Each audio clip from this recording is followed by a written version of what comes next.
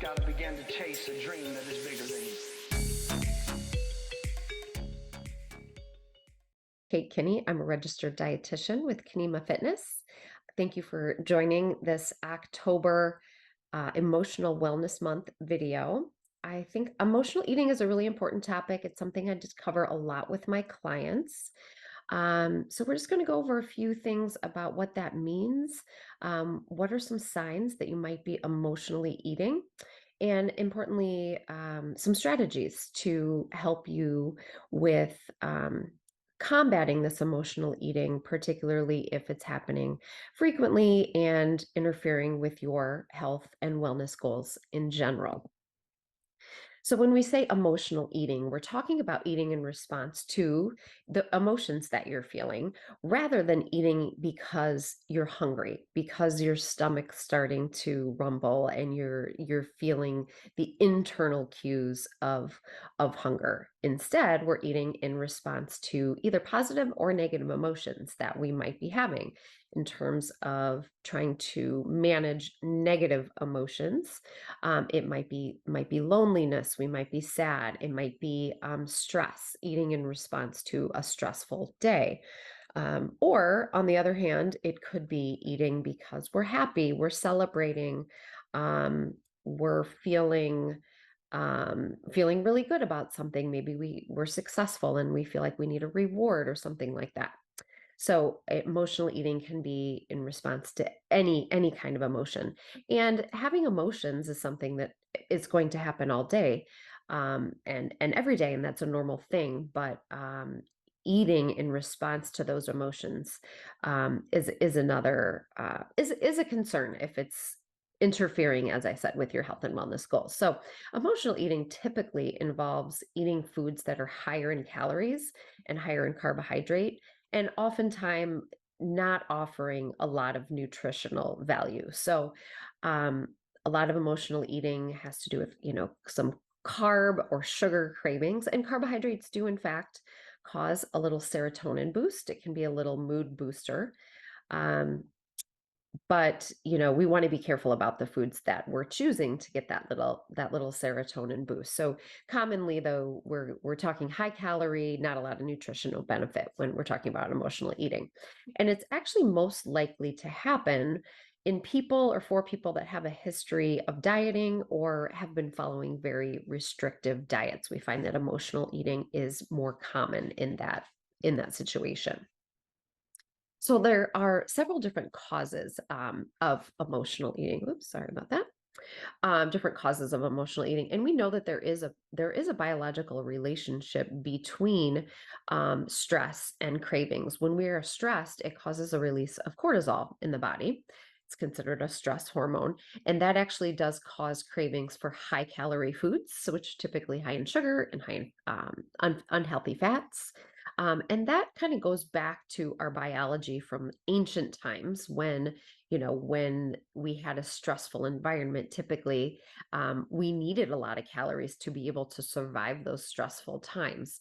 Not so much the case anymore. So while our environment has changed quite a bit since then, our biology hasn't quite. So anyway, so stress is related to that release of cortisol and increasing cravings. A lot of the causes for emotional eating involve using the external cues. So, for example, we might eat until our food is clean or our plate is clean. So we eat all the food until it's gone, and that's our indicator that we're done eating, rather than paying attention to how our body is feeling. So when we use those external cues, it makes it more difficult to distinguish between that physical hunger and then that emotional hunger. With restrictive eating, that actually I mentioned on the last slide is one of the biggest triggers for emotional eating, being too restrictive, maybe eliminating certain food groups or trying to not allow yourself to eat certain things, which can then increase our desire to have it. Um, and then anxiety and situational stress and seasonal stress, these can all contribute. got a couple examples here for an example of situational stress. Think back to COVID when we're locked down and now we're all stuck in the house with a lot more time on our hands. Eating and baking and cooking gave us something to do, and eating feels purposeful, right? So that's something that people might turn to. It fills up our time. It can provide entertainment. So we might eat for reasons other than hunger, and kind of responding to that boredom or that stress that was caused by COVID, or even seasonal stress. When you think about the holidays, um, we seem to run short on time. There's so much to do, that can be really stressful, and that can lead to emotional eating as well. So lots of different causes. um, Thinking about some of the signs of emotional eating, because if you're trying to think, well, am I emotional and am I an emotional eater? Well, if you find yourself overeating frequently, or eating to feel better, but then not really feeling better, so you continue to eat to try and fulfill that need that you're having. So that can be, if you find yourself doing that often, that's a sign that you're emotional eating.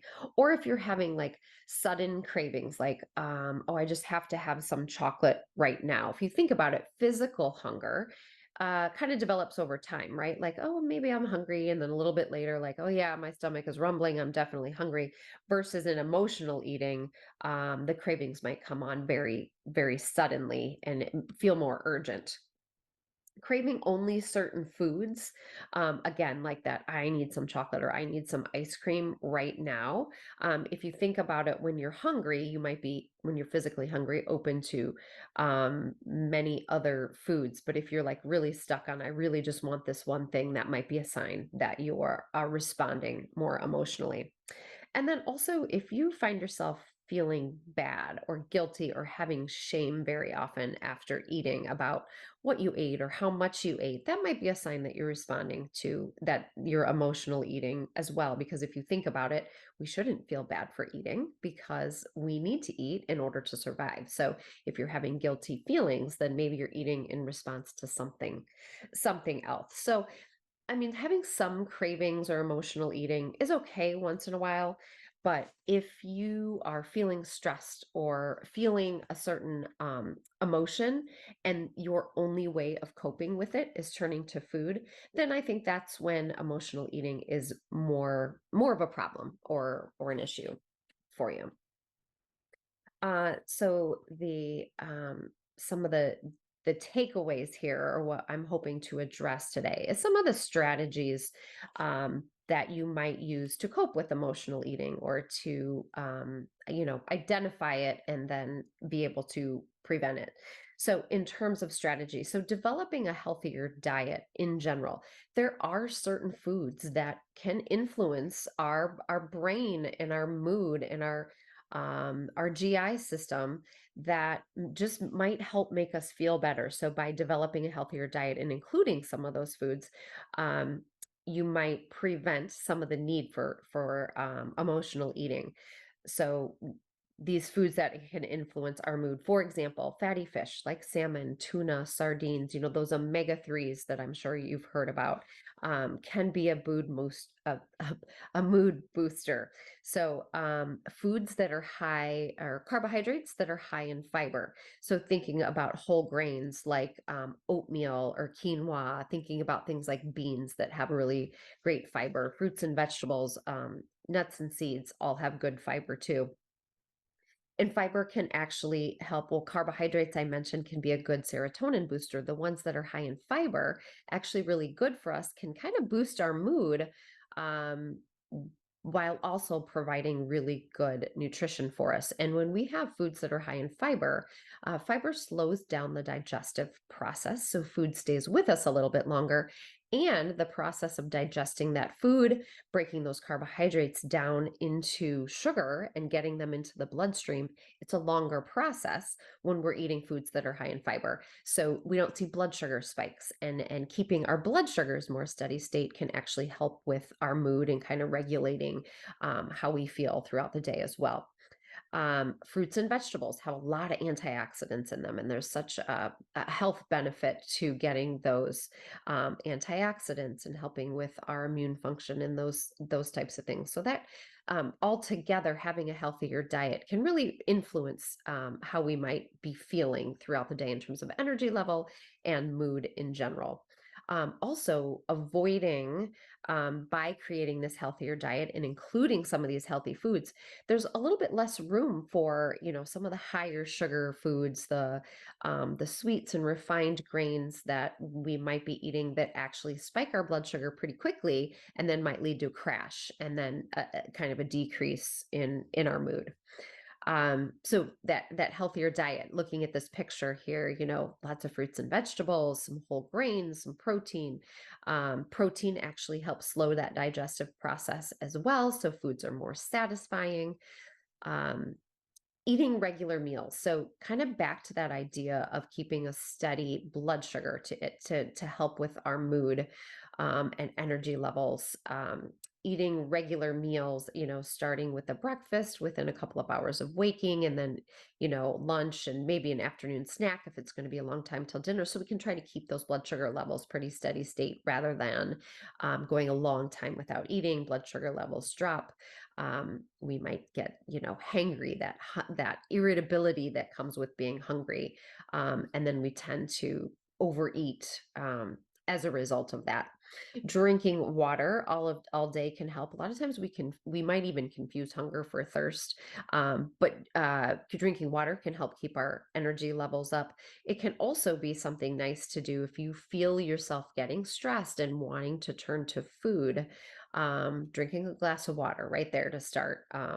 It might be just kind of a good alternative behavior that you can turn to from eating.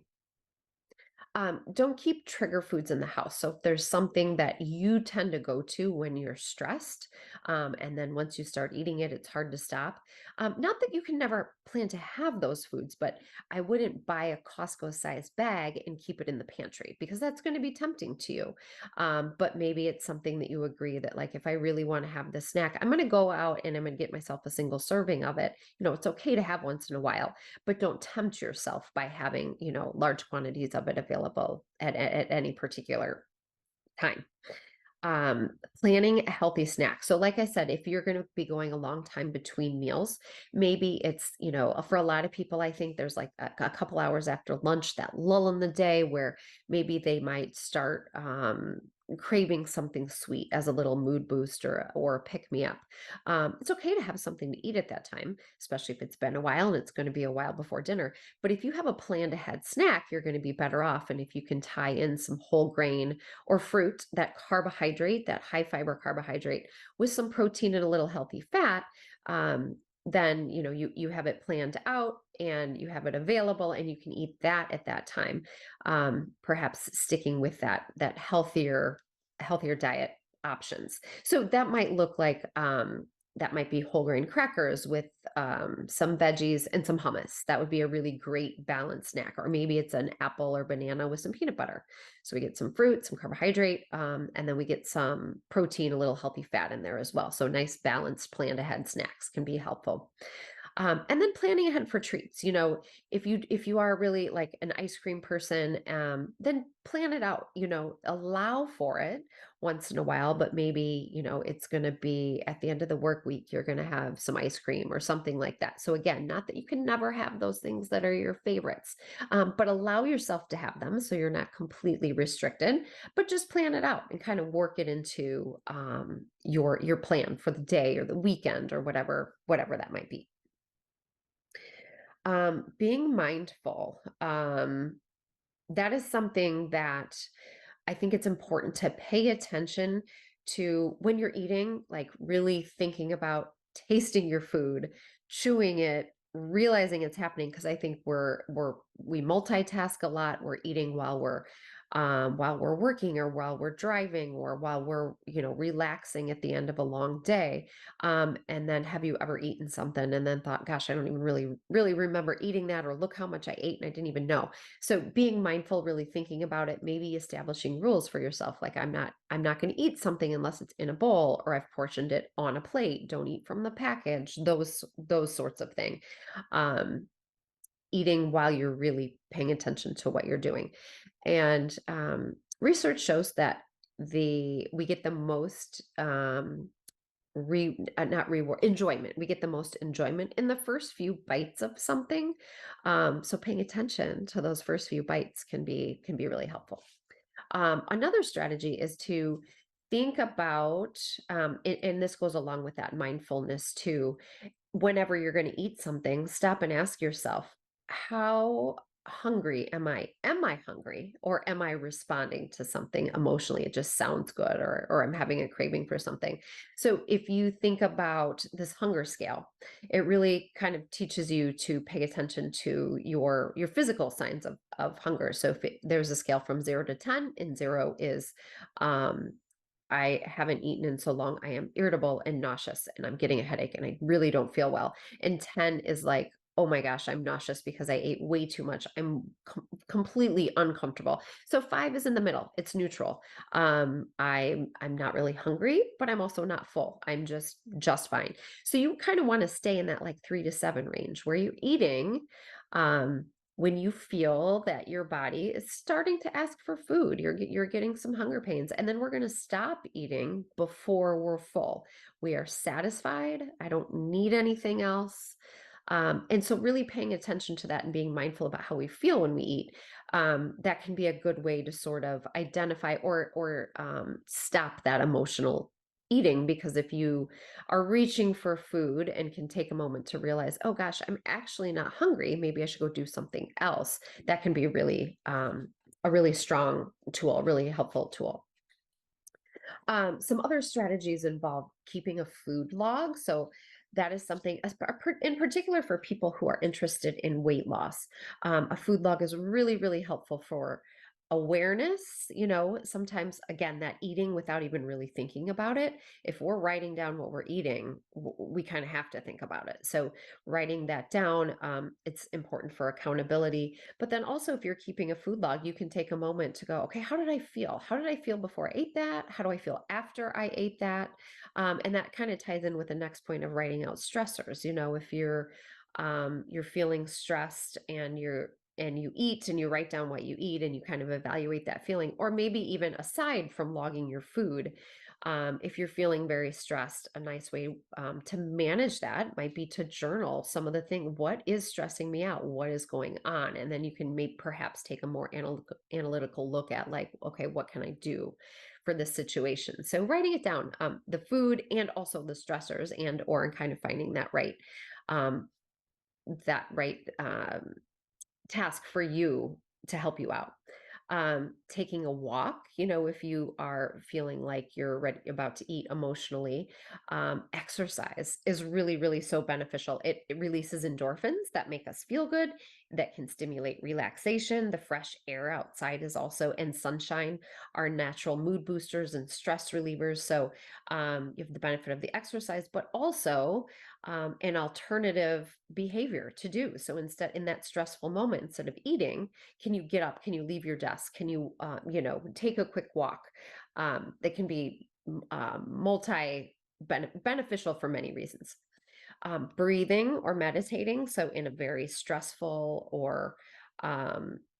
very stressful situation, just taking a moment to take a few deep breaths or do a small meditation. There's a lot of great apps that have just a couple minute meditations or breathing exercises. Again, that could be a really great distraction. It can also calm stress levels if the emotional eating is related to stress. Keeping your hands and mind busy with other activities. Maybe it's coloring, maybe it's writing, maybe it's playing Wordle on your phone just to take a break. So instead of going for food, we're going to do something different that, takes us away from that feeling and just kind of distracts us. So this substitute a healthy behavior. kind of ties all of this together, right? The walk, the breathing, finding other things that you can do. Maybe it's calling a friend or texting a friend or something, reaching out to somebody in your support system. That can be really helpful. And I think this is really important to be kind to yourself. If you do experience emotional eating and perhaps then, you have that guilt, you feel bad, why did I do that? You really can be really hard on yourself. But be kind to yourself and forgive and use it as an opportunity to problem solve. So, okay, yes, I overate whatever yesterday. I wish I wouldn't have had that, or I wish I wouldn't have had that much of it. What could I do next time? Or what happened just before I did that? Use it. I mean, we're practicing, we're learning every day. We're a work in progress. So, give yourself a little bit of grace and then just think of it as an opportunity to make a plan for the next day. What could I do differently next time? And over time, you'll learn a lot from that. Practicing self-care, I think, is really important. One of the big things that comes to mind for me with this is sleep. It is really hard to eat healthy and make healthy choices in the moment when we're very tired. Also, when we sleep, it gives our body a chance to reset. It's important for our hormones. So, the ghrelin is a hunger hormone. It tells us when we're hungry. And leptin is a fullness hormone in our body that tells us when we are full. And when we don't have enough sleep, those hormones don't work the way they should. So we might not get those cues. So sleep, as an example, is it's really important. So taking care of yourself with exercise and with sleep and finding ways to reduce stress in your life is a really important strategy when it comes to being healthy, but also that, managing the emotional eating aspect. So think about some of these strategies and what might work for you if you do find that you respond to your emotions with food. Like I said, once in a while it's fine, but if you think it's a problem for you and kind of keeping from meeting your health and wellness goals, then these are some strategies that you might want to try out. Thanks for checking in with me. Here's my contact information. If you wanted more information or wanted to reach out, please feel free to do so. Also, there is the October recipe for the month is a black bean hummus. So I like that recipe as like really good fiber, healthy carbohydrate. You could eat it with corn tortilla chips. You could eat it with some veggies. So check out that recipe too. And I'll see you next time. Thanks so much.